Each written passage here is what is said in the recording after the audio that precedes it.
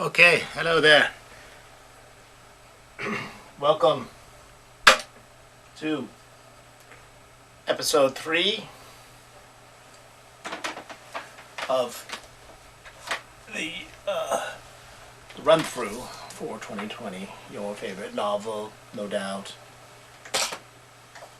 Episode 3, which corresponds with chapter 3 of the book. It's entitled Stormy Weather. That's the name of the entire chapter. We're on scene 3, which is the opening part. These videos that you're observing now are live streamed, except there is an exception, and I'm going to explain that in a second. The date, in keeping with the theme of 2020, the date is not November 29th, a Sunday.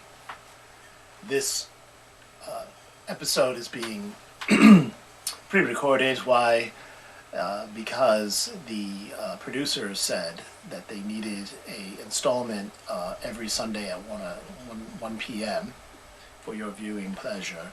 That is a live stream. However, on this particular date, I'm going to be I have a prearranged trip on the Vision Quest with Art, and I think Angela's coming with me as well. You'll understand what all that means after you've read the book. But anyway, over here in your lower right-hand corner of your screen, this is a shot of the website. If you look at the top, there is Crypt Notes. You do the drop-down menu, and you can look at Part 1, which is also referred to as Act 1 of 2020. And here is the Chapter 1, Chapter 2, Chapter 3. As you can see, the book is chock full of information, and you can click on these links to find out more about the subject matter. There's Santeria. There is a guy doing an aspirin commercial, which is all from Chapter 1, which you remember, of course. And today we're going to be doing Chapter 3, and there are some cultural references in there, which you are going to hear all about in just a second. All right. In fact, you're going to hear about it right now.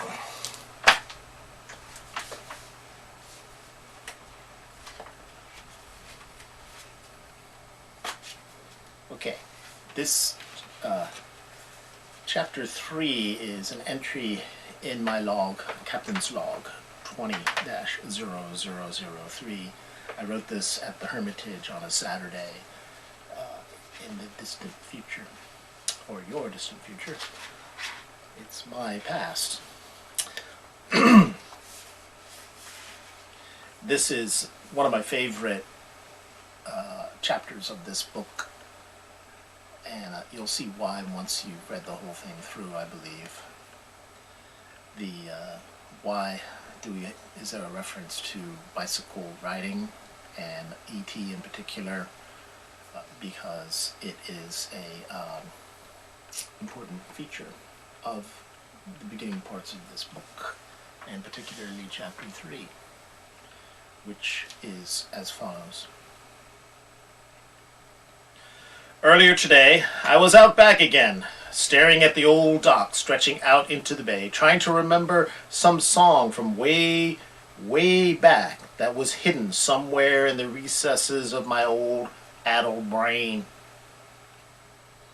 I remember the basic tune somewhat.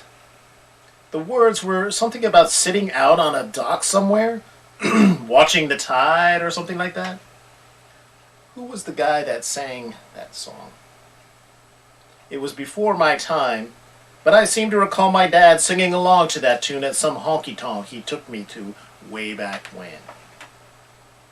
Not that I minded.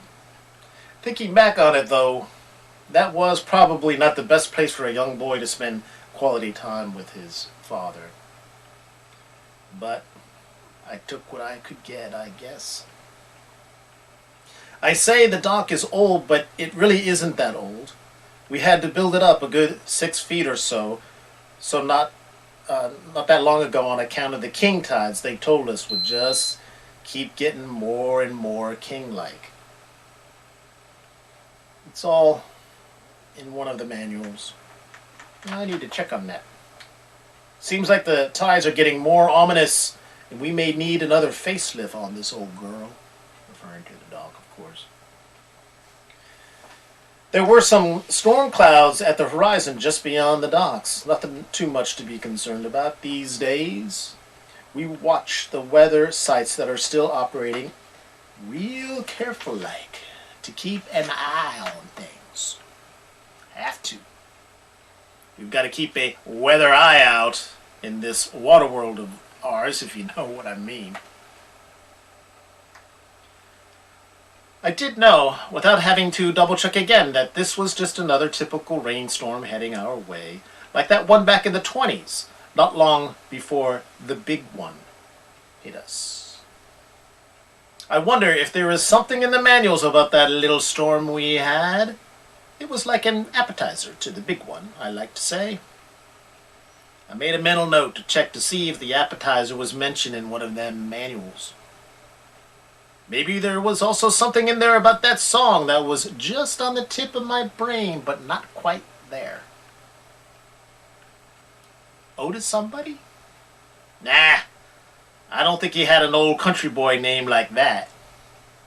Actually, it's Otis Redding. You can check it on the website. I'll show you later. Not sure why that appetizer storm stuck in my mind. Every now and again, images and action would run inside my head about that day like scenes from an old movie you have seen 100 times, like E.T. That is part of getting old, I suppose. You remember things many, many years in the past, but have to make a mental note, usually scribble on a piece of paper, at least in my case, to check on something in the manual when you get back to the fort. Almost forgot what I was supposed to remember. Oh yeah, the appetizer. Come to think of it, I was on a dock that day, fishing with my old buddy Art. Okay, as promised. You ever notice that sometimes persons, well, we'll get to that in a minute, and they never do. Okay, this time I will. If you look at the website, which I'm sure you've already done numerous times, you will see